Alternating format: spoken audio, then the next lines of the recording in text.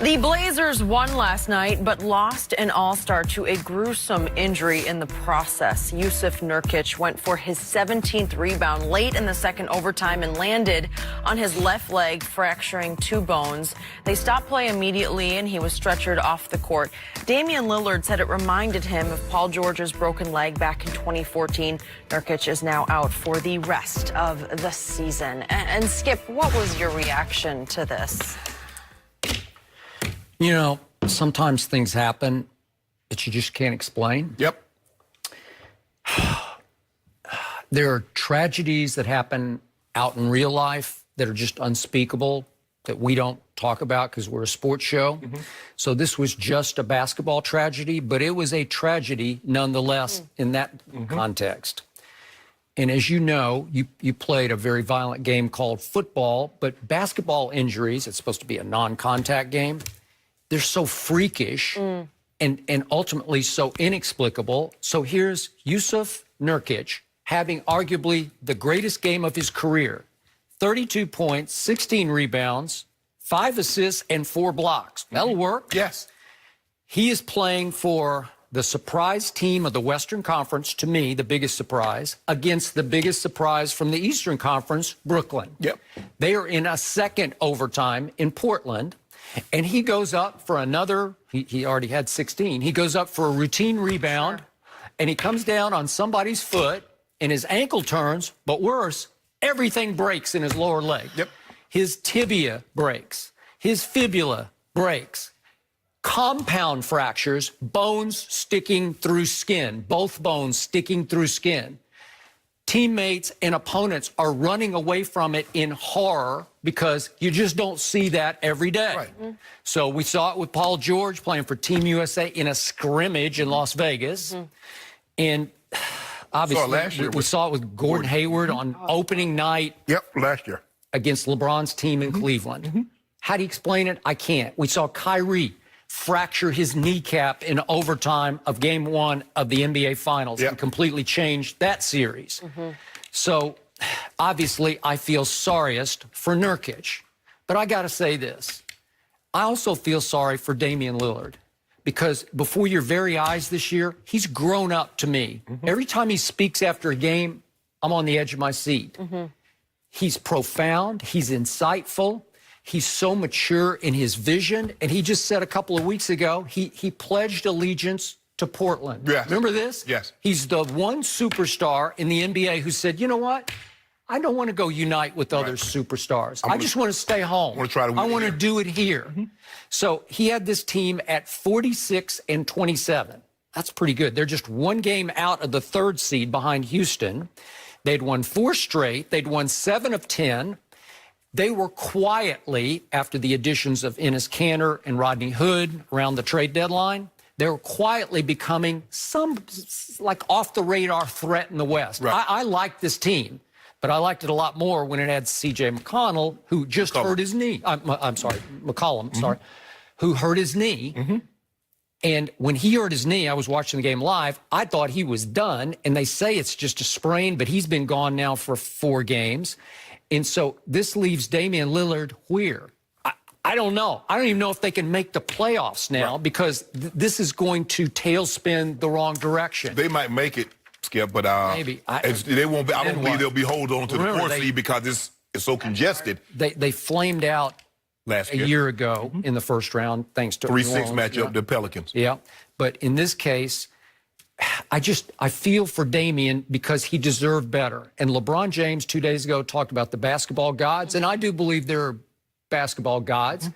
And somehow they just didn't like this Portland team because that's all I can explain it by is you gods, you wanted this, I guess, or you didn't want it. Skip, I was watching the game, and they were in overtime, and I think Portland was up by like 4 or 5 points, and it was like 30-something seconds left, and I was like, okay, they're going to win this game.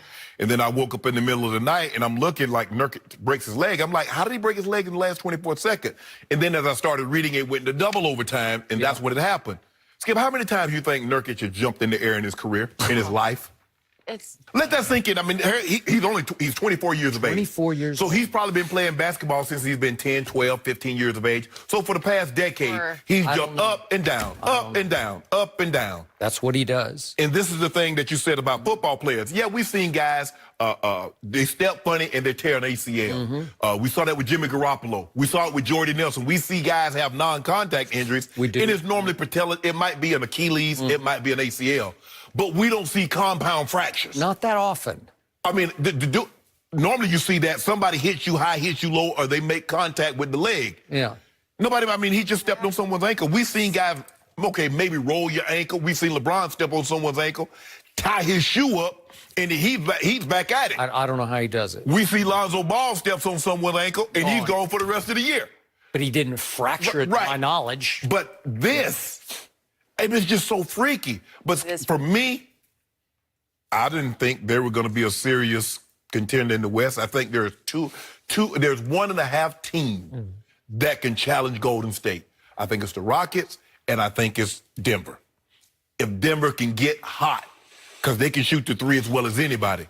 But James Harden single-handedly can keep Houston close to them, Golden State. So I really never thought. And for me, the right matchup, yeah, if they were to get the Clippers, and Nurkic was there, C.J. McCollum's healthy, could they get by the Clippers? Yes. But they mess around and get the wrong matchup, and they're gone again in the first round. And that's what I was afraid that was going to happen, Skip. This is really sad.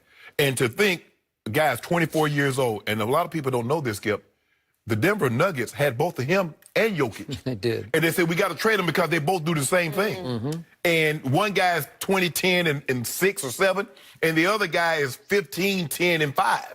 So it just lets you know how skilled they are. And, you know, Nurkic from Bosnia, Jokic is Serbia, you know, we don't have to get into all that.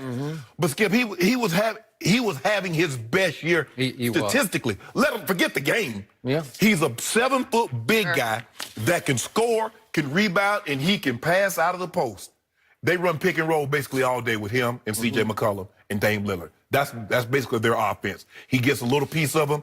Dame's either going to pull up, C.J.'s going to get halfway to the basket, or he's going to roll and he's going to get an easy bucket. That's what they are. You know what? I like this team more than you like it. I thought it had a chance. Listen, I'm not sold on Golden State. Okay. It keeps losing monumentally at home, and it's like one bad sign after another. Are they the best team? Yes, they're the best team, maybe by far, unless they're the most troubled team. But we've seen that. We see the Grizzlies beat the Rockets. We see Denver go to Indiana and lose by 40. I don't know what's going on lately. I mean, I normally saw Oklahoma City just stink it up at Memphis last night. And you and I get it. It's where everybody's waiting for the playoffs. Well, I don't want to be losing by 30 and 40 points getting ready to go to the playoffs. But Skip, this is sad. Yeah. I mean, to see a guy go up and do something that he's done so many other times, and remember, it's over. Steph's little brother is coming into his own. He scored 20 last night off the bench for them. Yeah. So all of a sudden, if you add Cantor and Rodney Hood, I'm so Hood from last year. Oh, he finally showed up, huh? He's starting to show up. But I started to like their makeup. Yeah. And I've become I haven't been a Dame fan until this year. I loved what he said about Portland, and I love how he's just taken ownership of this team now. Well, I've noticed a big change in Dame Lillard since the birth of his son. Yep. That's brought good point. That's brought perspective to his life. Yep. And I think he views things a lot differently. Maybe when he came into the league, he's trying to make a name for himself because he was Rookie of the Year. He wanted to get to an All-Star game. He just wanted to be acknowledged. Now he's like, you know what? Hey, if it's not in the cards for me to win a title in Portland, well, oh well. I'm just going to go ahead and I'm going to sit here and play these cards that were dealt to me, and I'm perfectly content with that. And I think the child has brought that kind of perspective and that kind of peace to his life. Well, the West just got a little easier for somebody, probably Golden State, but you never know. Golden State was going to be Golden State. I get it, Skip. You know, right now everybody say, but you watch. Watch what happens. They'll probably lose a total in 4 rounds. They'll probably lose about 5, 6 games. Well, that's a lot. If you happen to lose all those in one series. Stop it. Now, you know good and well they're not losing no 4. You can't lose 5 or 6 in one series. No, I'm just not completely sold on Golden State. Hold on. You don't just suddenly lose to Dallas by whatever it was, 30 at home. Whoa. You mean to tell me somebody's going to beat a team with the best player on the planet, the third best player on the planet. The best player on the planet appears to me not to want to be there anymore. What they got to do? He's still the best, though, right? Okay. Well, if your heart's not in it, then it doesn't matter. Well, what about that ball? Is it going in the bucket?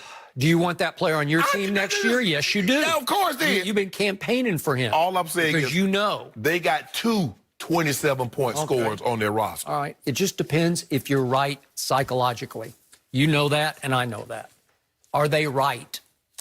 What are they going to do? Because if they're not right, then they are ripe. Who's going to beat them? Ripe for the Who's going to beat taking. them? Who's going to beat them? Any of those teams in the West could beat them. Listen. Beat who? You don't think they can lose a home game this year? Want to bet they're going to lose a home playoff game? They lost one last year to go. They lost one last year to Houston and come back and take it right back from them. If Chris Paul doesn't go down, Houston's going to the final. With that, those again, the basketball gods. There you go. And LeBron would have had another title. And last year, KD was happy. And you wouldn't want that, would you? You wouldn't want LeBron to play Houston in the NBA Finals and win another title. LeBron should be in the playoffs this year. Yeah. Man, we're not talking about that, Skip. Well, I'm not going to let you. We all wanted that. See, if they were in the 8th seed right now, I'd be saying, okay, well, maybe you got a shot. He's trying Well, to... if we had a Dame Lillard or C.J. McCollum, we would have a shot. He's trying to impress the basketball gods, LeBron, though. He's not done. He said he's still got to play for them and perform. Didn't you see what he had on Keep Instagram? them happy. He promised y'all something. Change is Spell? coming.